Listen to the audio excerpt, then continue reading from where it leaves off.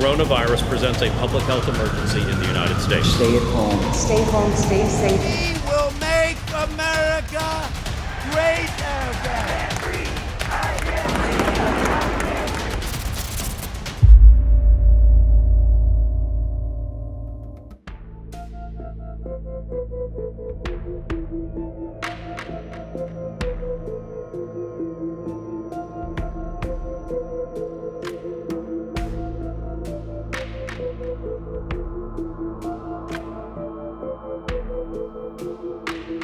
Well, I mean, a war between the United States and China would be an unspeakable disaster, and so that has to be avoided. I think what we see going on with the what we might call the China hawks in the United States, at least to some degree, it reflects bureaucratic politics.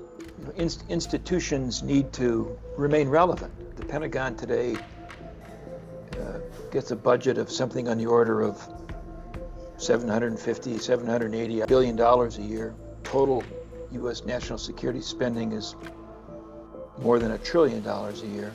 For a long time after 9/11, the global war on terrorism provided a rationale for the national security establishment to lay claim to that enormous reservoir of resources. Global war on terrorism turned out to be a failure.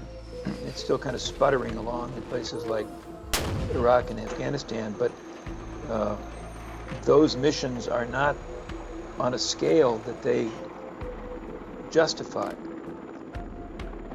$700 or $800 billion a year going to the Pentagon. And so I think that within the Pentagon, there are people who say, well, we have to come up with a new rationale, we have to come up with a new mission, we have to come up with a new explanation for why we are needed. And China is an obvious sort of quote-unquote enemy. You know, we don't allow the United States military to dictate U.S. policy, and we should insist that wiser and more prudent civilian authorities actually determine what policy should be. Again, we have to get through this election. We have to see who, and if Biden prevails, we need to pay a lot of attention to what his people propose as their basic thrust of policy. I am not particularly hopeful that it will be enlightened, but we'll wait and see.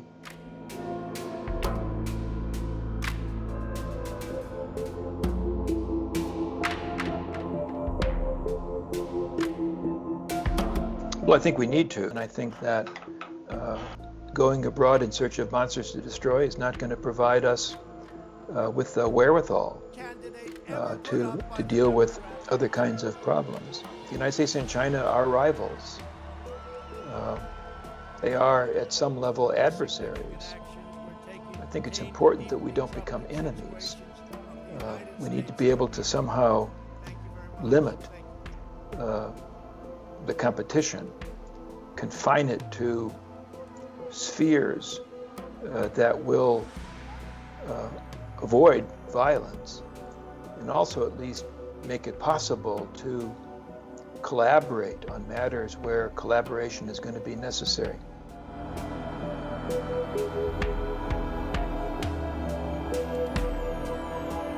Engagement, I think,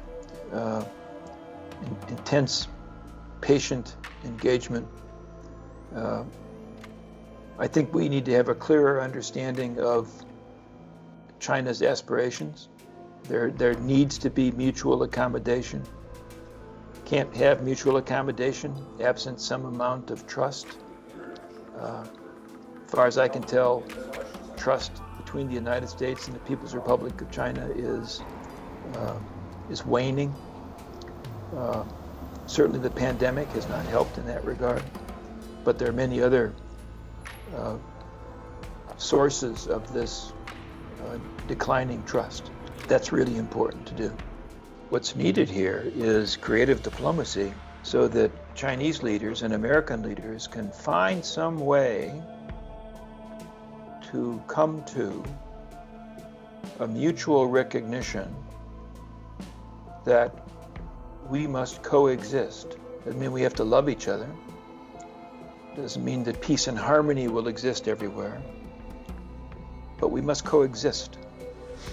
We must coexist not simply because stability in East Asia is an important shared interest. We must coexist because there are other common threats that we must deal with. And here I'm referring to things like climate change.